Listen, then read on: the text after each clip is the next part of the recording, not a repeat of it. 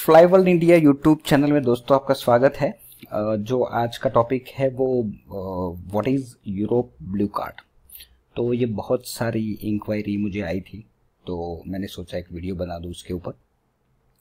जो ये EU card बोला जाता है, EU blue card is born for non European citizen. It works just like the US green card. EU blue card is a work and resident permit for non European nation. जितनी भी non European nation है उनके लिए ये card launch किया गया है and US में जैसे ग्रीन कार्ड होता है उसी तरह से ये काम करता है। It is a way to worse the permanent residence in Europe. History of EU blue card. The European commission adopted two proposals in October 2007. The first proposal focused on establishing a framework directive for the purpose of getting skilled and educated migrants to the European Union. तो जितने भी skilled बंदे उन लोगों को चाहिए थे, वो स्किल्ड लोगों को वहाँ का एक ये पर्पस उन लोगों का यही था, ये ब्लू कार्ड लॉन्च करने का, कि वो लोग आए and skilled and educated people migrate हो जाए यूरोपियन यूनियन में। उसके लिए ये 2007 अक्टूबर में ये लॉन्च किया गया था। Later known as the EU Blue Card Directive, the second proposal was to simplify the process by putting applicants into single application procedure known as the Single Permit Directive. The European Council adopted the EU Blue Card Directive in May 2009 and December 2011. Single Permit Directive was adopted. Together they constitute the European Union Blue Card Scheme, a demand-driven resident and work permit, जिसको एक one type of work permit भी बोला जाता है दोस्तों। What is EU Blue Card? The EU Blue Card is the residency title for the specific purpose.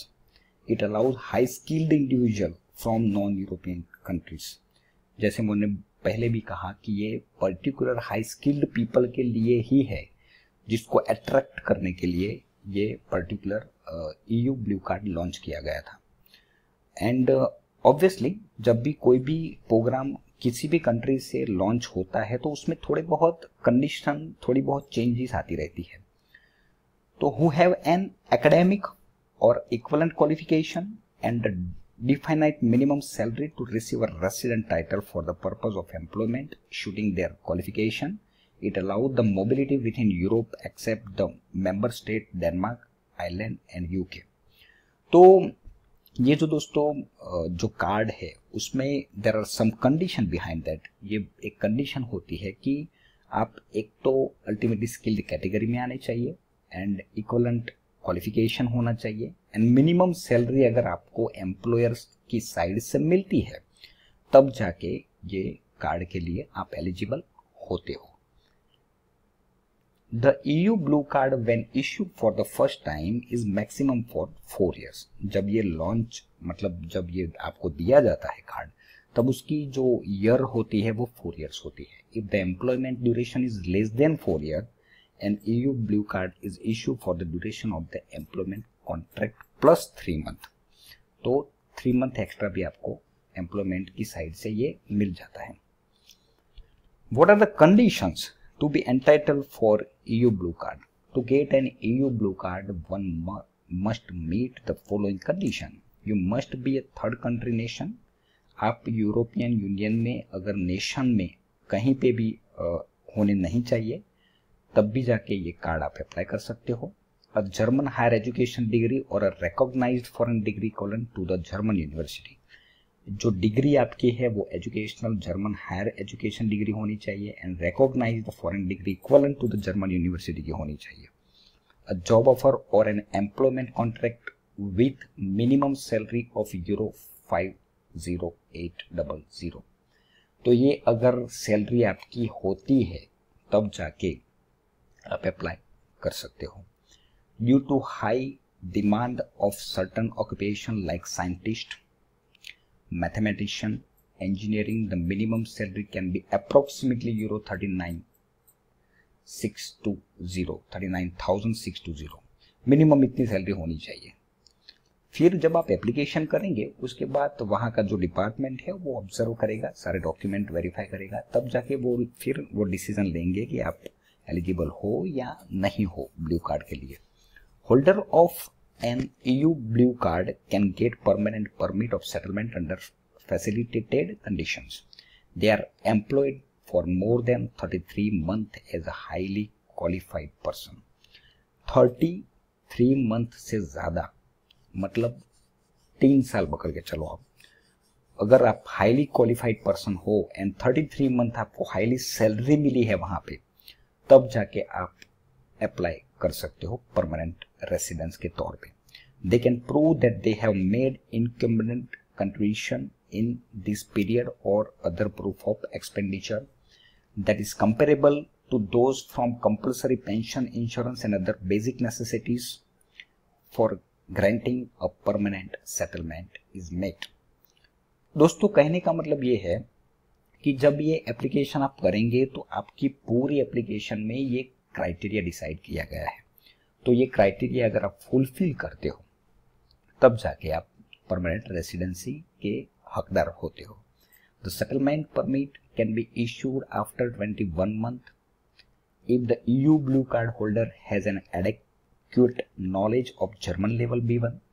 Actually दोस्तों ये जो जर्मन लैंग्वेज है ना उसके लेवल आते हैं, तो वो लेवल एटलीस्ट आपका B1 क्लियर होना चाहिए, which is much lesser than the actual time taken.